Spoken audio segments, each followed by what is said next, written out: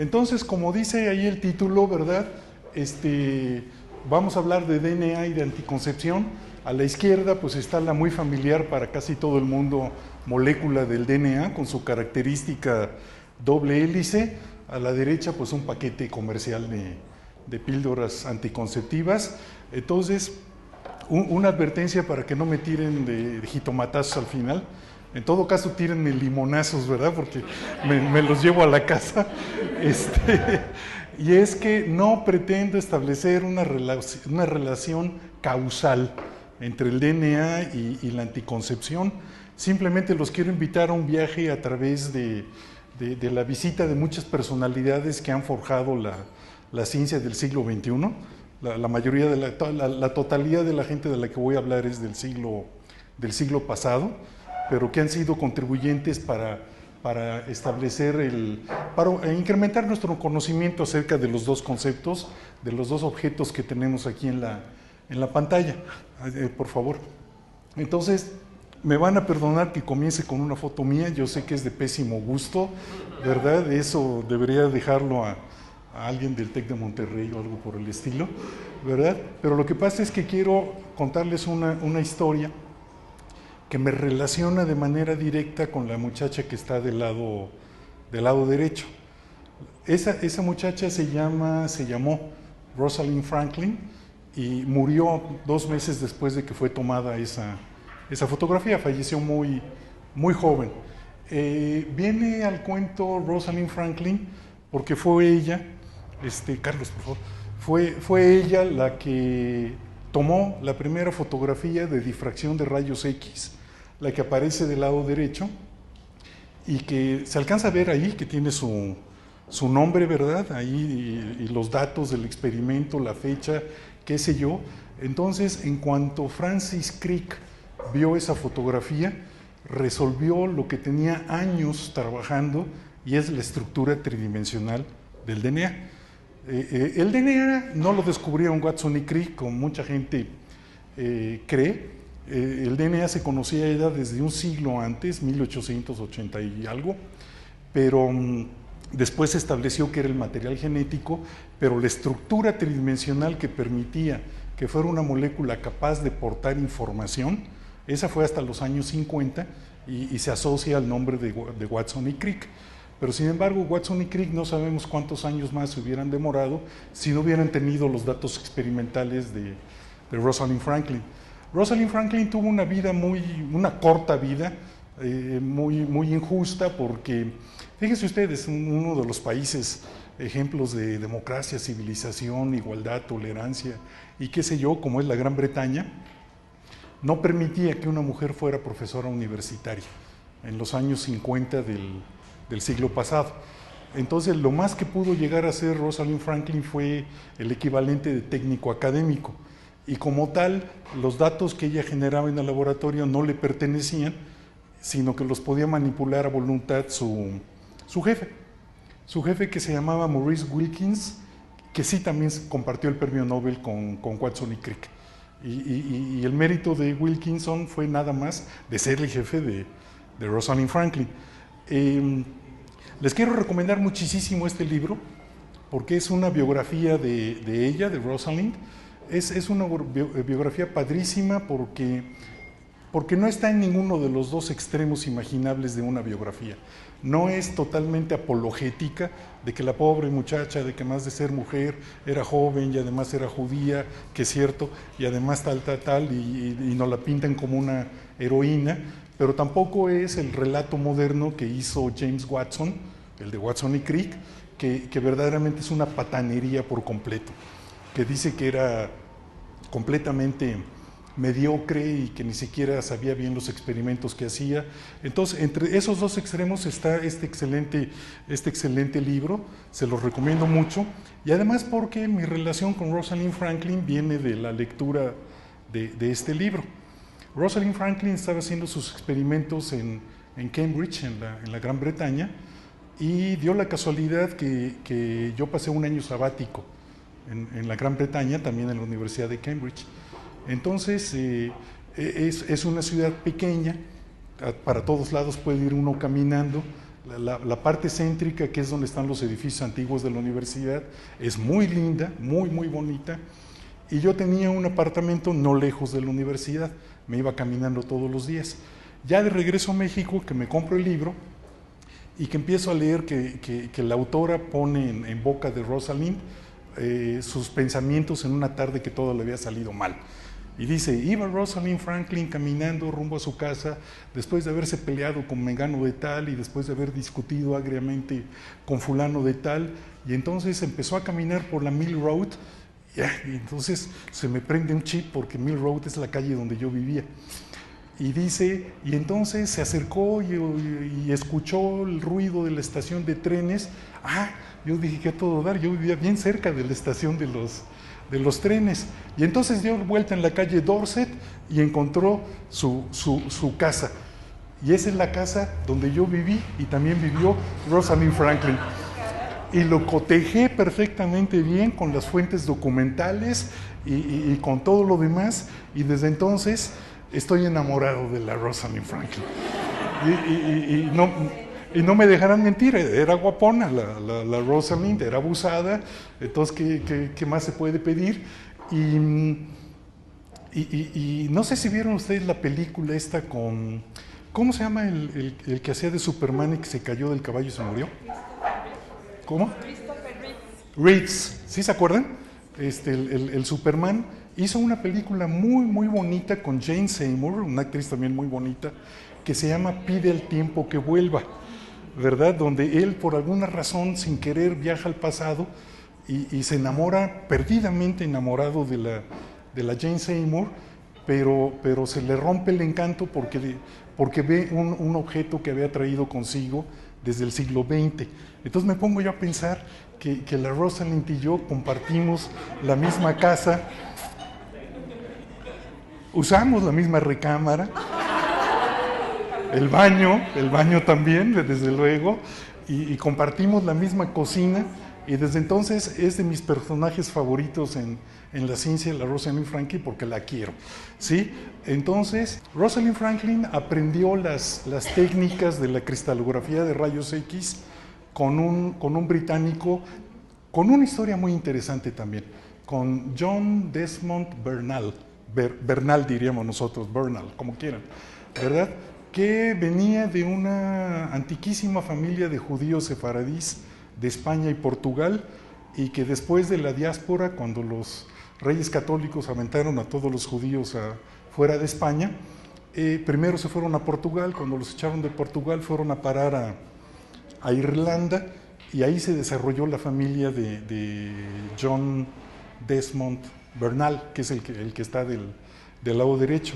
Es un personaje muy interesante porque al mismo tiempo que tuvo una destacadísima influencia en la ciencia, de hecho él es uno de los inventores de la técnica de cristalografía de rayos X.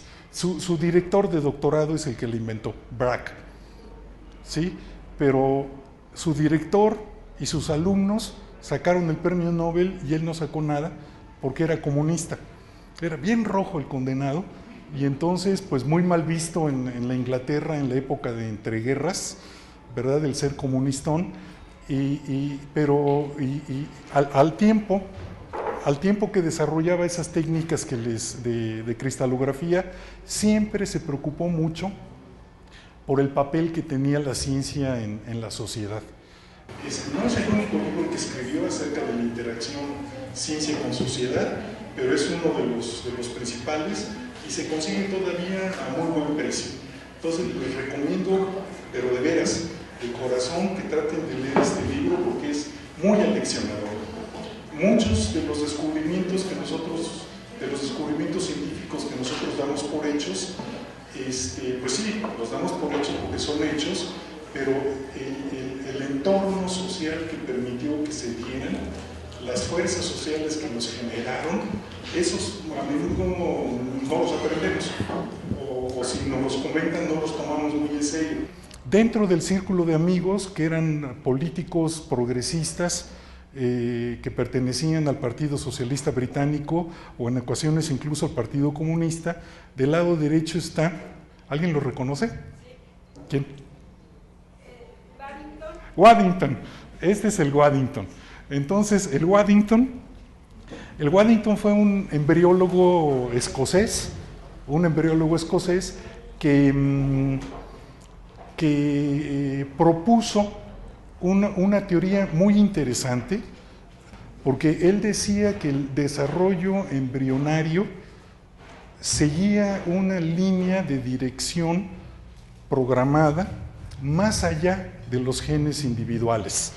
Y propuso lo que llamó él el paisaje epigenético, que es la ilustración que tenemos del lado derecho, y él decía, el desarrollo embrionario puede verse como un punto de un sistema caminando a lo largo de un paisaje únicamente por los puntos permitidos, por las rutas permitidas por la arquitectura del paisaje.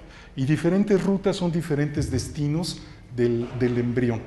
Entonces, fue muy atacado en su época por la teoría de la asimilación genética, porque la teoría de la asimilación genética le daba un papel todavía a la evolución según Lamarck, y que hoy en día está siendo rescatado, parezcalo o no.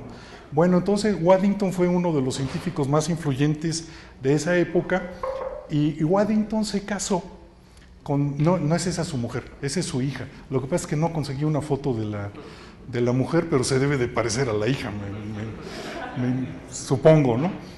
Pero sigan la línea que voy llevando, porque Waddington se casó con una mujer que fue una arquitecta revolucionaria en los años 30 en la Gran Bretaña. Entonces, si ustedes ponen, ahorita les digo el nombre, si ustedes ponen el nombre en el Google Images, van a aparecer montones de sus edificios y montones de las casas que diseñó, pero por alguna razón que no llego a entender, no hay ninguna fotografía de esa mujer en el internet. Y vaya que le busqué y le recontrabusqué utilizando diversos buscadores de imágenes y no la pude encontrar. Mire, la mujer se llamaba Justine White. Y no quiero perder la ocasión de poner ahí a la hija, porque la hija fue una matemática muy notable, que se casó con otro matemático igualmente notable que se llama John Milnor, que fue el tutor de doctorado de Santiago López de Medrano, que es mexicano, que fue maestro de Yuri. Bueno, entonces, pero Justine White, la esposa del embriólogo, la esposa de Waddington, fue la hija de una mujer bien interesante. Lástima que la fotografía no es suficientemente clara, pero fue hija de una mujer que fue una feminista muy precoz, muy temprana en la historia. Desde finales del siglo XIX y principios del siglo XX, esta mujer que se llama Amber, como Ámbar, Reeves, como el que se murió, como el Superman, Amber Reeves. Fue una mujer que durante la Primera Guerra Mundial trabajó en el Ministerio de Aprovisionamiento, de la logística de llevar todo lo que las tropas necesitaban en el sitio de combate, pero no dejó nunca la lucha feminista, y este libro que escribió ella, no sé si alcanzan a ver el título, se llama La Nueva Propaganda. Se refiere a todo un plan de acción para que las mujeres puedan hacer actos de propaganda que incidan y que cambien la mentalidad de sus compañeros y de la sociedad en general. Entonces fue muy famosa en su época, Amber Reeves, y desgraciadamente para el mundo machista en el que vivimos, y que era mucho más machista a principios del siglo pasado, se le recuerda más bien por otra razón. Se le recuerda por su relación con H.G. Wells. Entonces sí fue amante de H.G. Wells, tuvo también una hija con H.G. Wells. De hecho, la niña de la foto anterior no es la Justine White, es la hija de H.G. Wells, ¿verdad?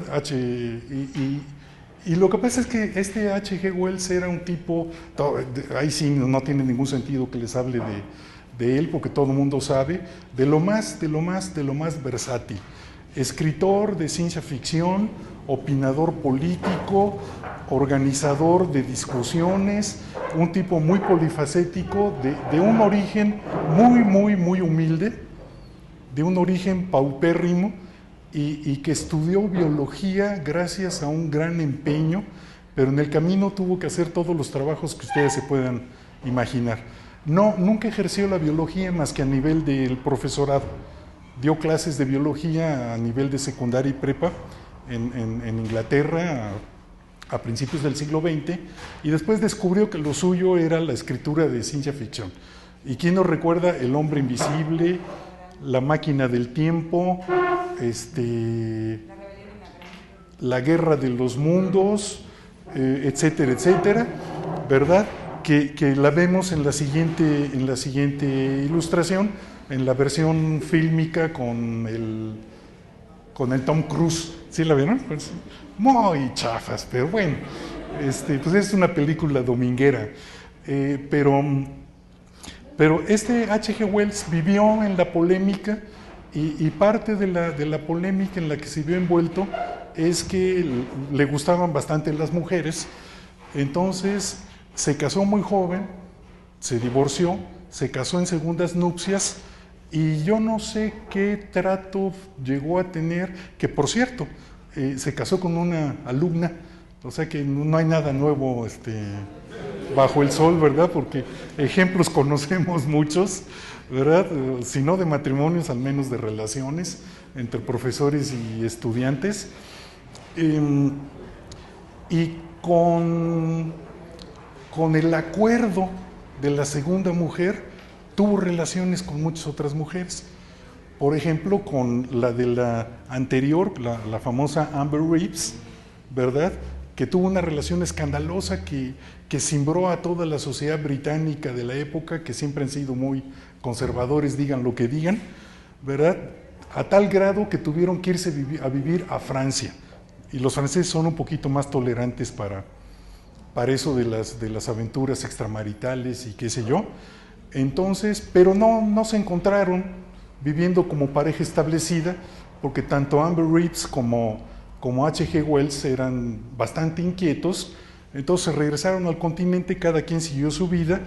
H.G. Wells tuvo relaciones con muchas mujeres muy conocidas y muy famosas, pero la que viene al cuento ahorita es Margaret Sanger. Entonces, Margaret Sanger también fue una organizadora feminista, una luchadora. Ya nos brincamos al continente americano. Margaret Sanger era gringa. Ella nació en Nueva York, y su destino seguramente se vio muy marcado por su infancia. Su madre tuvo 18 hijos, de los cuales sobrevivieron solamente 11, y ella era la tercera de los 11. Ella, desde su más tierna infancia, tuvo que trabajar en labores domésticas y trabajar haciendo faenas de limpieza en casas ajenas para poder contribuir al sustento de los hijos, porque el padre era jugador profesional de cricket y parece que era bueno, pero se fracturó una pierna y dejó de llevar el sustento a la casa, y entonces pasaron penurias tremendas. Entonces, ya que creció y asistiendo a escuelas públicas, Margaret se volvió indiscutiblemente como la gran líder en su época del control natal. Fue a la cárcel, fue perseguida, fue condenada por todas las iglesias, pero ella publicó una revista que se llamaba la Revista del Control Natal, y fundó clínicas de control natal para que, imagínense todo esto en los años 10 y tantos y 20 y tantos del siglo pasado. Realmente sí fue una pionera, pero valiosa, con todas las de la ley. Sufrió atentados, sufrió golpizas, persecuciones policíacas, todo lo que ustedes se pueden imaginar, y no cejó. Murió ya por los años 60, pero antes de su muerte llegó no puedo decir que amasó una fortuna, pero sí consiguió, no una fortuna personal, pero sí consiguió financiamiento para su causa, bastante buen financiamiento para su causa. Entonces, se dio a la tarea de tratar de encontrar más y mejores métodos de control natal. Entonces encontró a un biólogo que se llama Gregory Pincus, que es el que viene ahí a un lado, que ya tenía cierto prestigio por sus trabajos de inseminación artificial en animales. La inseminación artificial, la idea de la inseminación artificial es vieja, como la humanidad, muy antigua, pero la inseminación artificial científica es propiamente del siglo XX. Entonces Pincus, también en los años 40, tuvo mucho éxito en lograr inseminación artificial en conejos. Pero también ubíquense en el tiempo y en el lugar. Pincus era profesor de la Universidad de Harvard y perdió su chamba por inseminar conejos. Entonces perdió su chamba en Harvard por inseminar conejos. Entonces, pero fíjense ustedes que viene una parte muy interesante de la historia, porque la relación de Margaret Sanger con Gregory Pincus viene de un encuentro fortuito en casa de amigos comunes, porque Pincus ya había logrado desentrañar, él y muchos otros, desde luego, la historia no es nada más una sucesión de individuos, son cúmulos de individuos que van generando conocimiento. Pincus y otros ya conocían el papel de las hormonas en la fertilidad, ya conocían el papel de los estrógenos, de la progesterona, de todas las hormonas que tienen que ver con el proceso de la concepción y con el desarrollo embrionario y todo lo demás, y gracias a eso tuvo mucho éxito con sus experimentos. Entonces, cuando se conocieron la Margaret Sanger y el Pincus, ¿verdad?, empezaron a discutir acerca de la posibilidad de encontrar métodos anticonceptivos basados en el control hormonal del cuerpo femenino. Entonces la Margaret le dijo, pues aquí está una lana de todas las que he logrado juntar con mis asociaciones y con los donantes que he conseguido a lo largo de la vida. Tú que eres biólogo y que le conoces muy bien al laboratorio, ¿por qué no vamos tratando de encontrar algo que no permita la concepción, ¿verdad?, pero basado en la acción, en la manipulación y control de las hormonas? Entonces Pincus recogió el guante y dijo, sí, órale, vamos a chambearle. Entonces Pincus organizó a sus ayudantes para que hicieran una recopilación masiva de información de lo que existía hasta ese momento de la química de las hormonas femeninas. Y entonces, de todos los laboratorios, de todo el mundo, de todos los compuestos que se habían logrado estudiar o sintetizar o fabricar o lo que ustedes quieran, Pincus eligió la noretisterona, que había producido un químico mexicano. Vamos a ver la siguiente, que es la base de la píldora anticonceptiva. Y resulta que ese químico fue mi padre. Entonces, por eso quiero que vean por qué puse la foto al principio, porque si vemos la siguiente, regresamos a donde empezamos. ¿Quieren que les cuente la historia otra vez? Si me dicen que sí, nos quedamos aquí toda la noche, porque fíjense que a la hora de hacer la investigación de todo este recorrido que fuimos a dar y que nos permitió ver al H.G. Wells y al Bernal y a la Rosalind, a la Amber Reeves y a la Margaret Sanger y a todos ellos, me di cuenta que en cada uno de esos personajes se puede bifurcar la historia y podemos volver a regresar al principio por muchos otros caminos. De hecho, uno de los caminos es a través de un profesor de la Facultad de Ciencias. Otro de los caminos nos lleva a un matemático francés que se llama René Thom, que fue muy amigo de Waddington y que también tuvo relación con México, pero por las razones del título de la presentación, quiero que la vuelta completa sea a través de Rosalind Franklin y terminando con mi padre. ¿Estamos? Bueno, entonces en los próximos minutos quiero compartirles con ustedes un documento que desde el punto de vista emocional me resulta muy cercano, muy caro, ¿verdad? Y es la primera y última presentación que hizo mi padre en computadora. Porque mi padre falleció en el 2005 y muy tarde en su vida se aficionó a las computadoras. Entonces el PowerPoint empezó por ahí de finales de los años 90. Entonces, de aquí a que mi padre se animó, hizo una única presentación. No la voy a pasar completa porque pues, es una presentación que tiene algunos aspectos técnicos y que dura 1 hora. Únicamente quiero contarles a ustedes cuál es la historia del desarrollo, del descubrimiento de la noretisterona, que fue la base para todos los anticonceptivos orales durante muchas décadas aquí en México, porque eso se hizo aquí en México. ¿Estamos? Esta es una fotografía de mi padre cuando estaba haciendo el doctorado en el Instituto de Química de la UNAM. Y en la siguiente ilustración, esa ya es la primera transparencia que no me pertenece a mí, que pertenece a su presentación. Porque hay un personaje del cual no he hablado, que es el que vemos aquí en la fotografía, ¿verdad? Que no hablé de él porque no entraba en el ciclo en el viaje que nos fuimos a dar por todo el mundo y durante muchos años, ¿verdad? Russell Marker es un tipo también que conocía ya bastante de la química de las hormonas, pero el gran mérito de Russell Marker fue que encontró que muchos compuestos químicos vegetales eran muy parecidos a las hormonas. Entonces, Russell Marker se vino a México por la sencilla razón de que una de las especies donde mejor estaba documentada la existencia de compuestos muy parecidos a las hormonas era una planta que se llama cabeza de negro, que se da en el estado de Veracruz.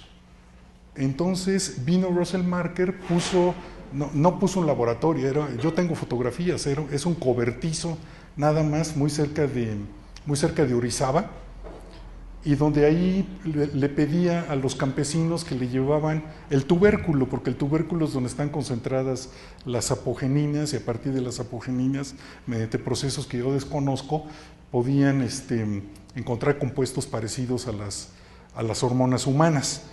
Entonces Russell Marker viene a México.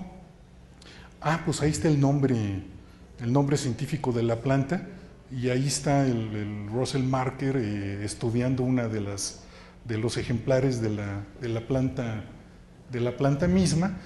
La parte anecdótica que no he podido yo documentar dice que Russell Marker se dio cuenta, más bien supo de la existencia de esta planta, porque los habitantes de la región ya sabían que cuando las vacas preñadas comían de esta planta, tenían abortos espontáneos. Entonces el Russell Marker, que era químico y que era bueno, hizo la asociación, ¿verdad?, de que quizás esas plantas tuvieran algún compuesto químico que interviniera directamente en la gestación. Y tenía razón. Entonces lo que hizo junto con Jorge Rosenkrantz fue fundar una compañía aquí en México. Después tuvieron desavenencias y el que se quedó al frente de la compañía fue Jorge Rosenkrantz. Jorge Rosenkrantz vive todavía, ya está muy cascarita, viejito, pero todavía anda ahí perfectamente lúcido. Él nació en Hungría, pero como muchos judíos húngaros y de todas las otras nacionalidades, tuvieron que salir pitando de Europa con la avalancha nazi. Entonces vino a dar a La Habana, Cuba, estuvo algunos años viviendo en Cuba y después se migró ya definitivamente a México, y hasta hace unos poquitos años se fue a radicar ya de manera permanente a Estados Unidos, donde es campeón mundial de bridge.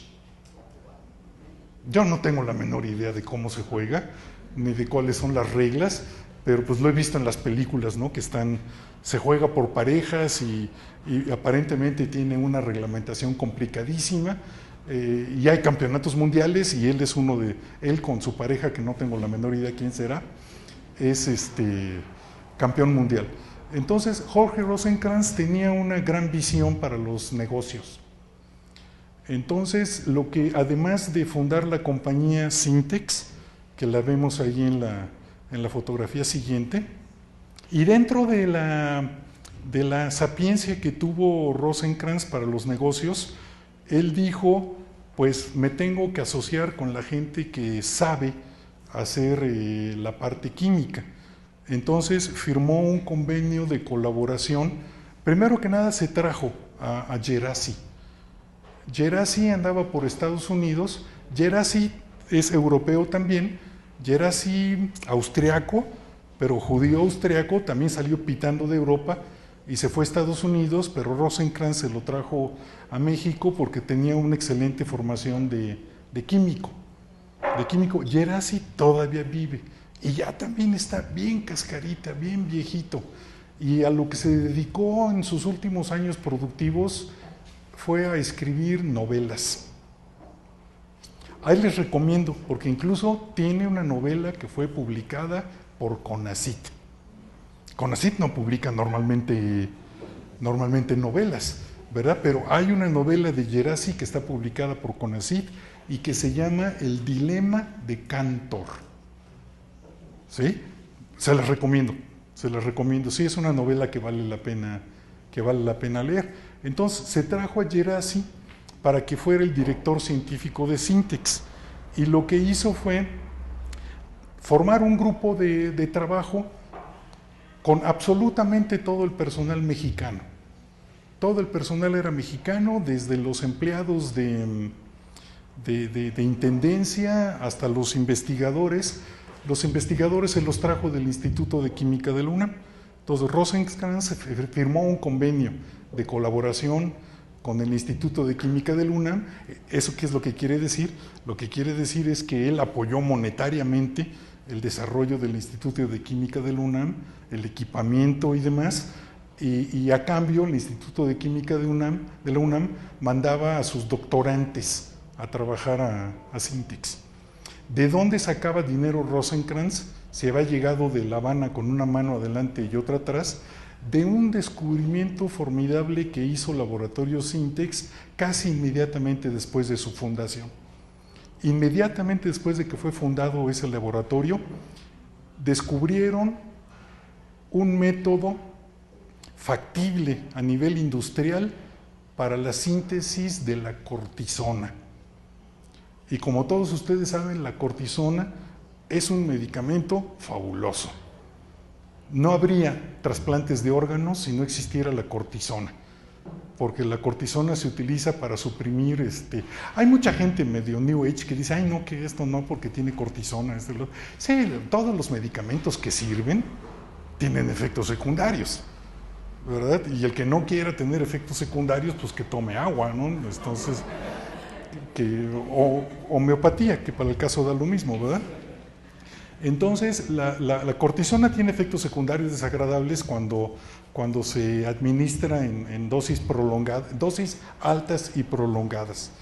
Pero cuando va de por medio la vida, cuando va de por medio si uno acepta o rechaza un órgano, un riñón, el corazón, todo lo que se pueda trasplantar, si no existiera la cortisona no podría darse. Entonces, Syntex en sus primeros años de existencia... ¿La cortisona se descubrió en México? Sí, no, la cortisona se sintetizó químicamente en el laboratorio y se descubrió el proceso industrial de fabricación de la cortisona. Déjenme decirles que durante esa época México era el país de referencia para la química vegetal, porque muchísimos descubrimientos muy importantes se hicieron en México justamente en aquella época. Esta fotografía es muy interesante porque se alcanza a reconocer algunos químicos que han jugado un papel muy importante en México. No sabría decirles exactamente quién es quién, pero ahí está José Luis Mateos, que ha sido Premio Nacional de Ciencias, Premio Universidad Nacional, Premio 20,000 cosas. La muchacha blanca que está, la segunda de la derecha a la izquierda, ¿la ubican? Sí, es la profesora Cristina Pérez Amador, de la Facultad de Ciencias del UNAM, que falleció hace 2 años, pero se considera como un pilar de la biología en México. Y todos los que están ahí sentados tienen alguna historia relacionada muy cercana con el desarrollo de la química en México, con la UNAM, con la asociación con Sintex. Vamos a ver la siguiente. Este es el registro de la patente. ¿De la patente de qué? Vamos a ver la siguiente, por favor, Carlos. La siguiente. Esa es la hoja manuscrita de letra de mi padre, del protocolo experimental que él siguió para sintetizar la noretisterona. Entonces, acá abajo se puede ver la firma de mi padre, que solamente escribía su apellido. Y ahí pueden ver, en algún lugar viene la fecha viene estampada, no viene escrito a mano, dice 15 de octubre de 1951. Entonces, inmediatamente se elabora el artículo y se manda a publicar al American Journal of Chemistry, y inmediatamente, dos anteriores, por favor, se manda a pedir el registro de patente a los Estados Unidos. Entonces los Estados Unidos conceden la patente en marzo del 50, y no alcanzo a ver allá, ¿verdad? Y esta patente después fue seleccionada como uno de los 100 descubrimientos más importantes en la historia de la humanidad. ¿Sí? Ahí está el trabajo de Marconi, y está el trabajo de, ¿cómo se llama el que inventó el foco? Edison, están los hermanos Wright, de los aeroplanos, etcétera, etcétera. Y es el Salón de la Fama. Ya ven que los gringos son muy buenos para sacar dinero, ¿verdad? Hay que pagar una lana para visitar el Salón de la Fama. Y no solamente eso, hay que pagar una lana para que se mantenga el descubrimiento dentro del Salón de la Fama. Entonces, hace unos años llegó a la casa el recibo donde decía: tiene usted que pagar esta la nota si quiere que este descubrimiento siga estando en el Salón de la Fama. Mi mamá los mandó al carajo, entonces ya no está. Si ustedes entran en el internet, pongan USA Inventors Hall of Fame, entren y van a ver ahí todos los que les acabo de decir. Ya no está, ¿verdad? Entonces, esta fotografía la tomó uno de mis hermanos del cuadro colgado en el museo cuando todavía estaba. Bueno, y entonces mucha gente se pregunta a quién se le debe de atribuir el descubrimiento de la píldora anticonceptiva. La respuesta es que no es un descubrimiento individual, y eso no es de extrañar. Si no hubiera sido por la visión organizativa que tuvo Rosenkrantz, si no hubiera sido por la dirección que Gerasi le imprimió al estilo de investigación que se hacía en Sintex, si no hubiera sido por las habilidades de Miramontes en la síntesis de compuestos químicos orgánicos, nunca se hubiera generado la noretisterona, que, si se acuerdan, era el concepto que andaba buscando Pincus para que con la lena de Margaret Sanger diseñar un anovulatorio oral.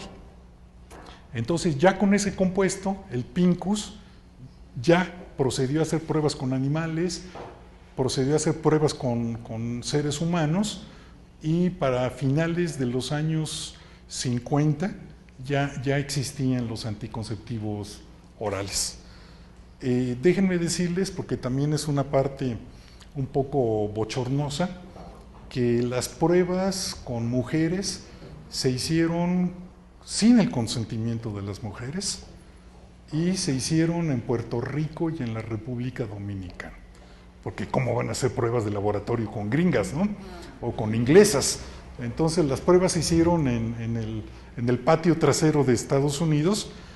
Pincus hizo la primera píldora anticonceptiva, y empezó a ser fabricada masivamente por una compañía gringa que se llama Searle, que no sé si le suena, pero Searle también hizo un gran dinero por vender en toda Latinoamérica un antiamibiano oral, el diodoquín.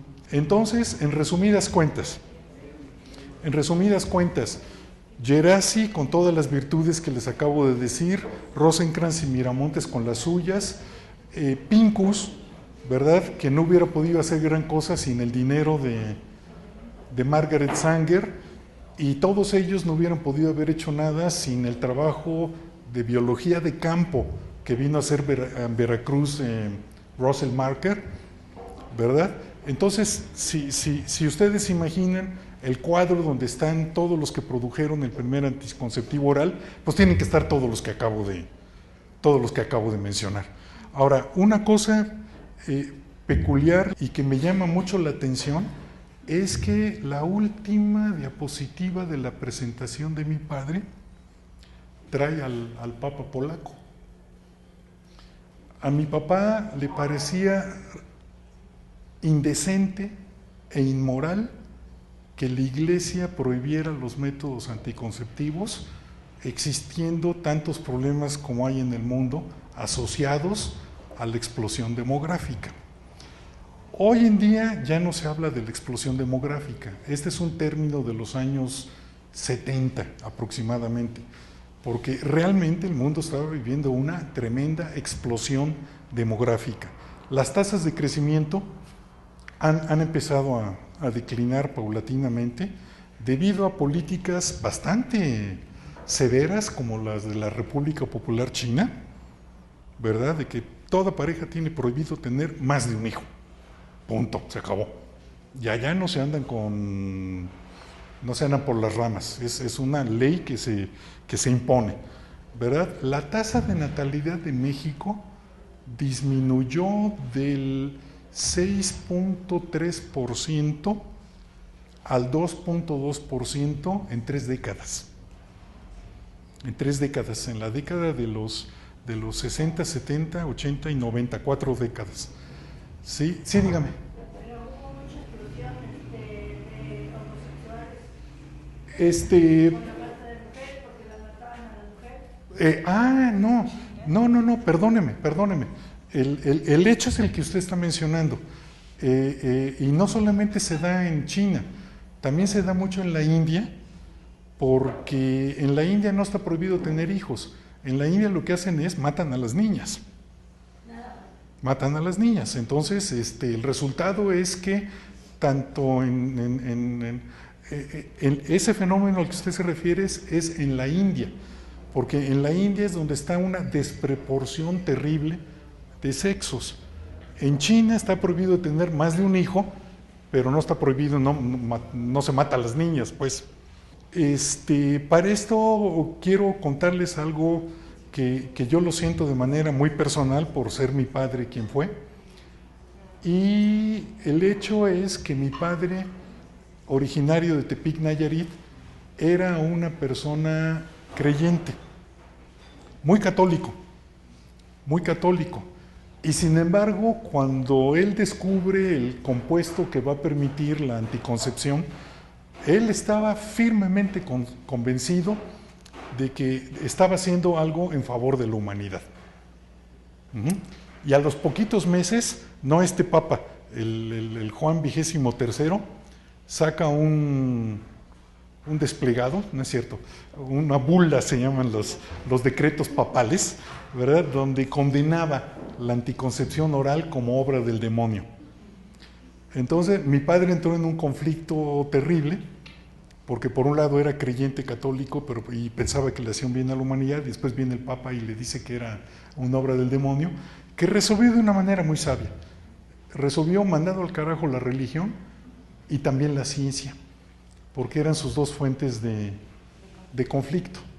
Entonces el resto de su vida siguió trabajando en compañías farmacéuticas, pero ya no en labores de investigación, sino en labores de producción. Afortunadamente,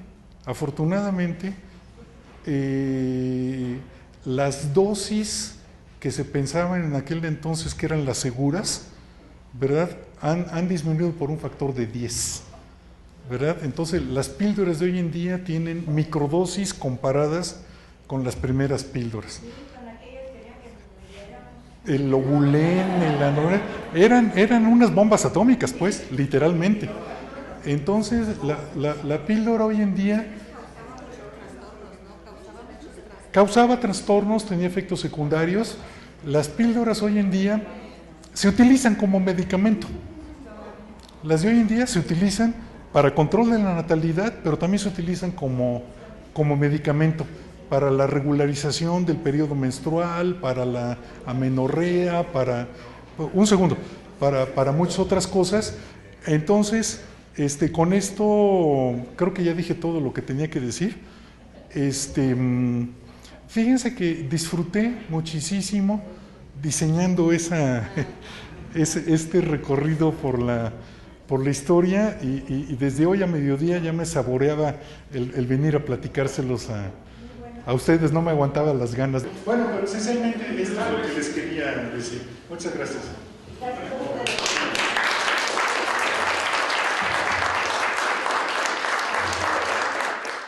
Si me dan 2 minutos para contarles otra anécdota que ilustra perfectamente bien la relación que tiene el poder político en México con la investigación científica. Porque les mencionaba que en aquel entonces México era una potencia mundial en la química vegetal. Entonces el gobierno mexicano fundó una compañía descentralizada, una compañía del gobierno que se llamó Proquibemex, Productos Químicos Vegetales de México. Proquibemex tenía el monopolio mundial del comercio de la diosgenina. La diosgenina es la materia prima de origen vegetal para la producción sintética de todas estas hormonas que les acabo de platicar.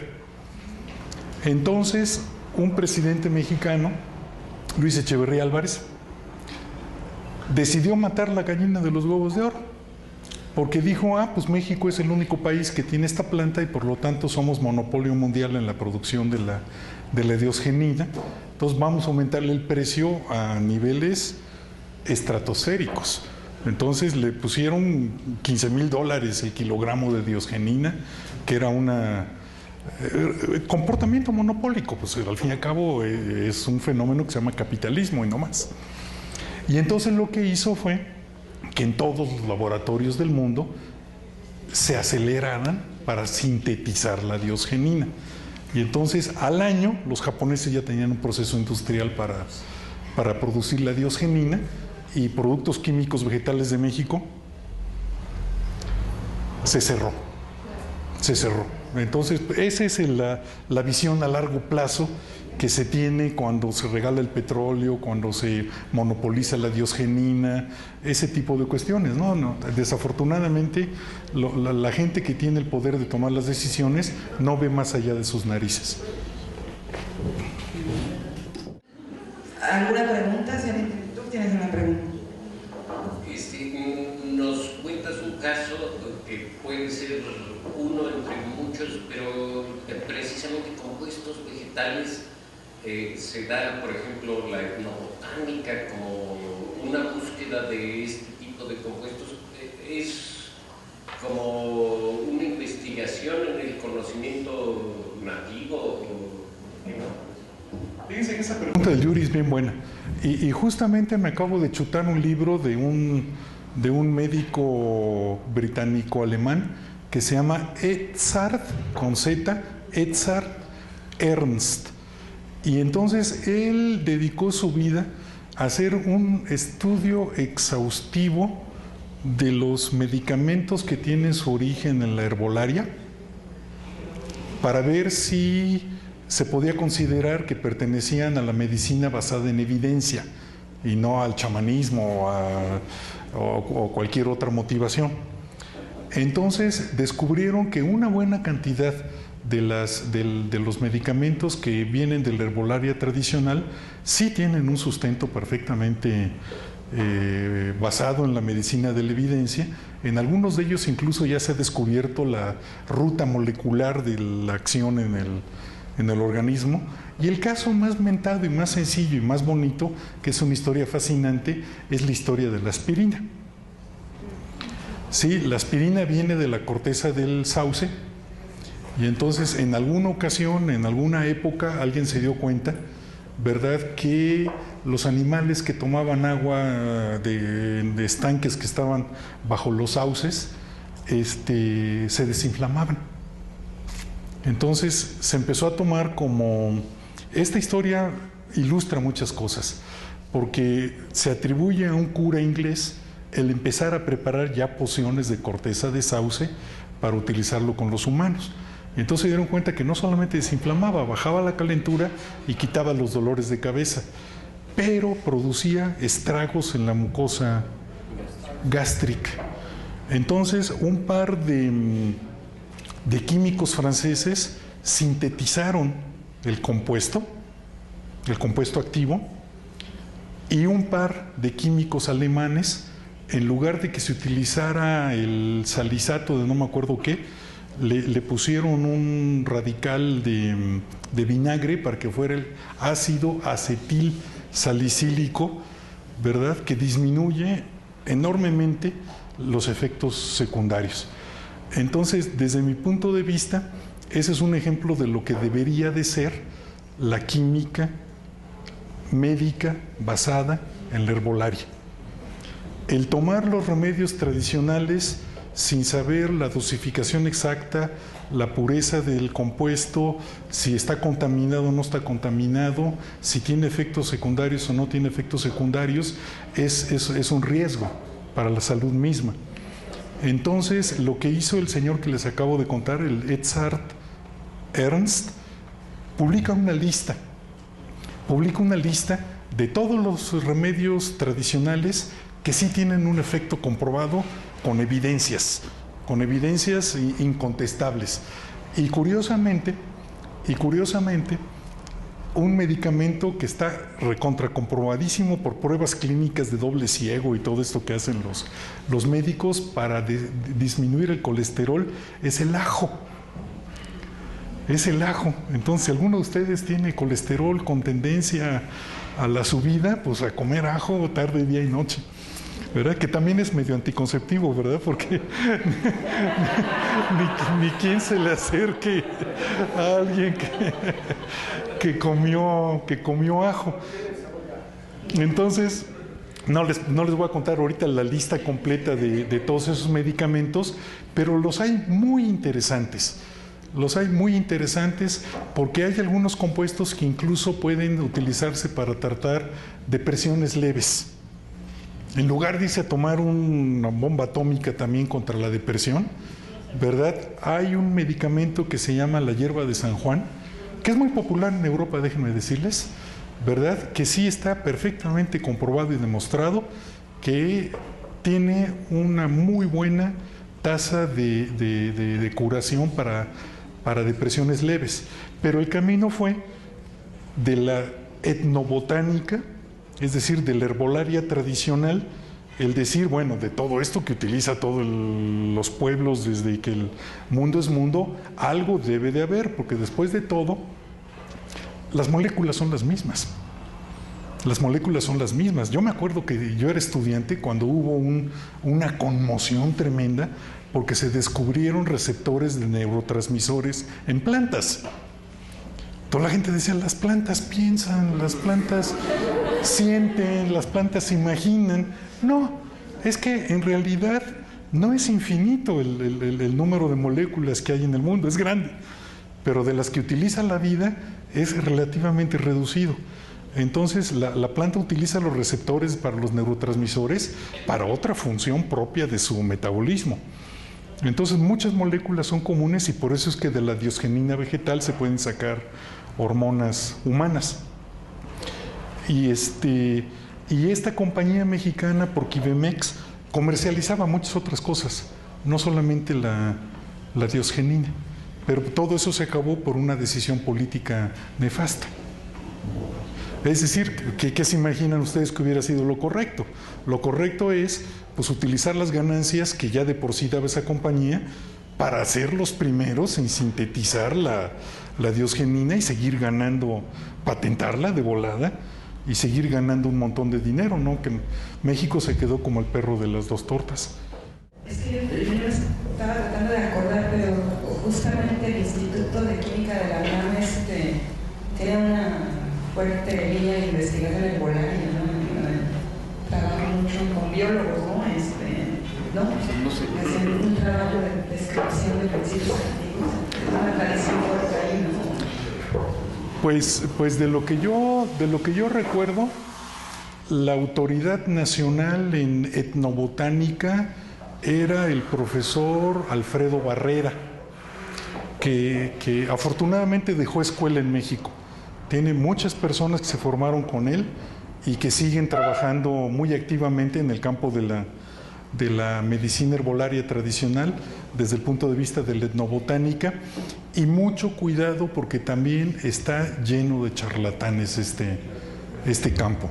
Les prevengo de una vez, existe un investigador que tiene mucha reputación y que trabaja en la Universidad Autónoma Chapingo, y como yo no tengo prestigio que perder ni a nadie a quien agradar, les digo su nombre con todas las de la ley. Se llama Eric Estrada, y lo que es Eric Estrada es un charlatán engañabobos. No me crean, todo lo que aquí se dijo pónganlo cuestiónenlo, porque además ese es el espíritu científico realmente.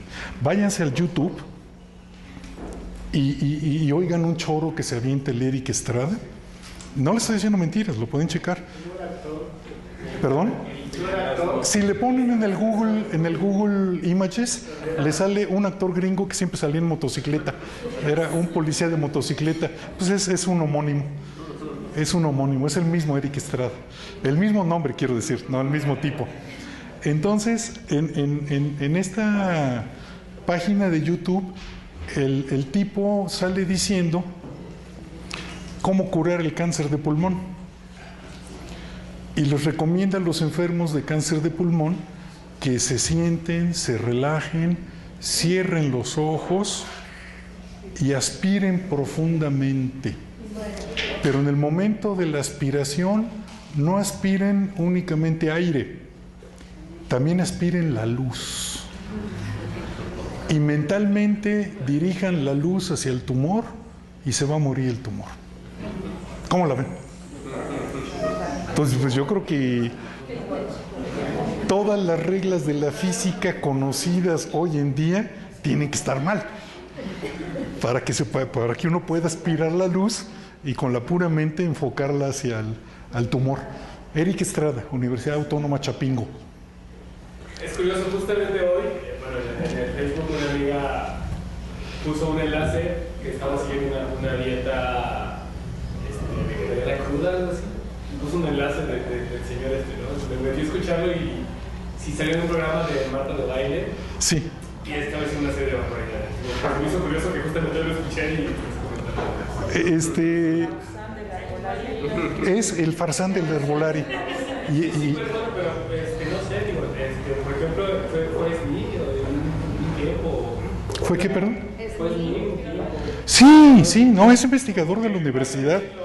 Baila en un circo de 2 pistas, sí.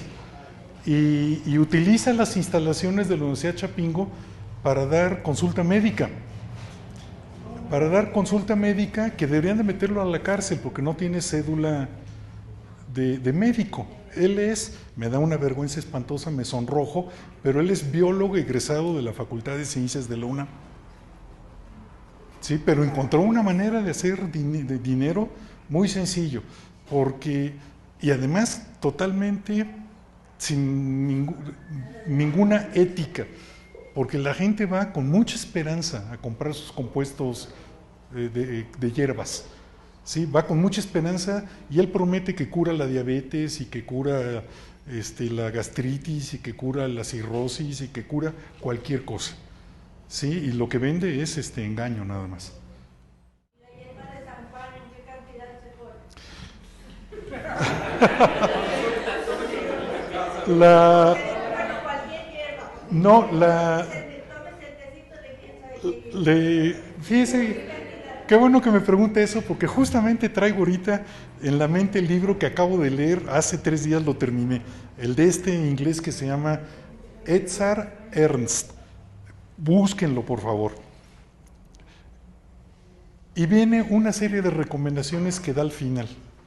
Y dice, no tome un remedio herbolario si no viene ya en presentación de tabletas. Es decir, no tome el molido de hojas, ni infusiones, ni tecitos. Busque los remedios que ya vengan en tabletas. Y la hierba de San Juan se compra ya por internet y ya viene dosificado, y ya viene calibrado, y ya vienen las especificaciones perfectamente claras. Y yo lo he usado y es fantástico. Es que me llama la atención, siempre que la gente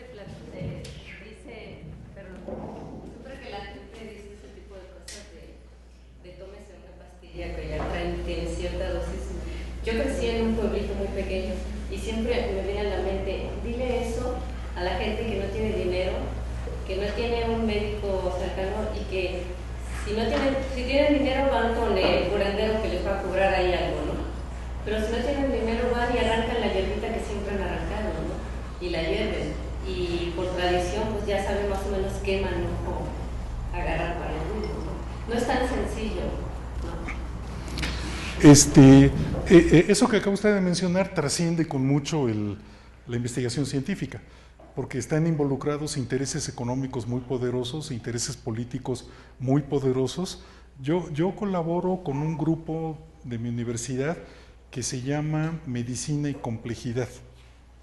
Y entonces tratamos de estudiar una manera en la cual todos los aportes de la investigación de esto del herbolario, los compuestos y demás, sí pueda llegar a la población.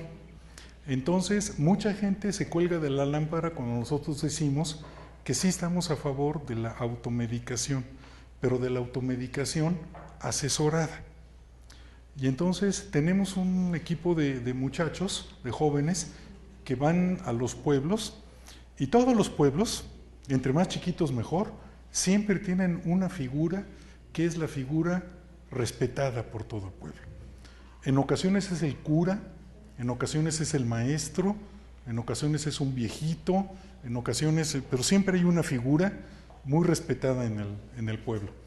Entonces, la intención sería de hablar con esta persona y convencerla que para los males cotidianos, esto que le digo no sirve para un cáncer ni para un balazo, ¿verdad? Pero ¿cuáles son los problemas fundamentales de la medicina cotidiana en México? Los asociados a la desnutrición y los asociados a enfermedades infecciosas del sistema gastrointestinal, ¿verdad? Y eso sí se pueden curar perfectamente con una automedicación, pero asesorada con alguna persona que tenga mucha autoridad moral en los pueblos. Entonces, publicamos nuestra propuesta con todo un protocolo de prácticas de campo y demás. El gremio médico se nos vino a batazos, ¿verdad? Porque díganle ustedes a los médicos de que una buena política social es permitir la automedicación, pues sacan la ametralladora a los médicos. Agustín, en el caso de que no pueden ir los médicos o no quieren ir a las poblaciones muy alejadas donde hay curanderos, chamanes. El chamán mismo puede ser la persona que sea la guía de la automedicación. Entonces, este proyecto tiene muy poquito tiempo y se enfrenta a una cantidad de obstáculos que no tienen ustedes idea. Pero seguimos convencidos de que vale la pena trabajar por ese rumbo. Entonces, el chamán mismo puede convertirse en, incluso refuerza, ¿cómo se dice? Hace más fuerte su presencia en la comunidad, el ser más efectivo en la curación de ciertos males que son muy comunes en los pueblos. Entonces, este es un proyecto, ojalá que algún día dé de qué hablar, porque eso quiere decir que avanzó. No sabemos si va a avanzar o no va a avanzar, pero al menos se está trabajando en eso. Y lo que decía, ¿no? De que tomar el medicamento ya dosificado, sí. tomar hierbas o tomar Pero con un asesoramiento, pues, ¿no? Porque sí, desafortunadamente en estas poblaciones rurales, pues la gente se siente mal y no tiene ni a dónde ir, ni con quién ir. Pues sí, cortan una hierbita, en ocasiones funciona y en ocasiones no funciona. Yo tengo amigos que precisamente se educaron en la escuela de la etnobotánica, que se han vuelto muy radicales. Ellos están por el regreso al pasado, ¿sí? Ya no utilizar nada de la química farmacéutica moderna y todos a regresar a curarnos con los remedios de los antiguos. Entonces yo les digo, pues es que eso es muy romántico y suena muy bonito, pero sácate las cuentas. La esperanza de vida de los aztecas era de 24 años. Era de 24 años. Cuando ustedes escuchan que se reunía el consejo de ancianos de los antiguos, eran cuarentones.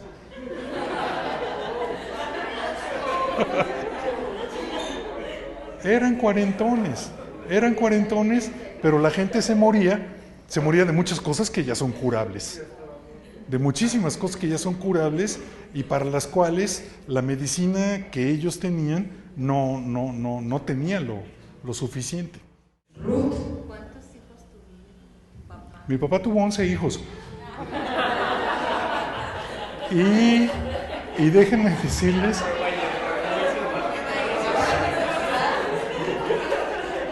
decirles que yo siempre le digo a mi padre que qué buena onda que descubrió la píldora después de que yo nací. Sí, porque si no estaríamos aquí riéndonos, ni estaríamos aquí platicando de todo esto. No, yo ya soy de los del medio. Pero también es que hay otra cosa. Es decir, desde mi punto de vista, todas las posibilidades de control natal tienen que ser una opción de la pareja.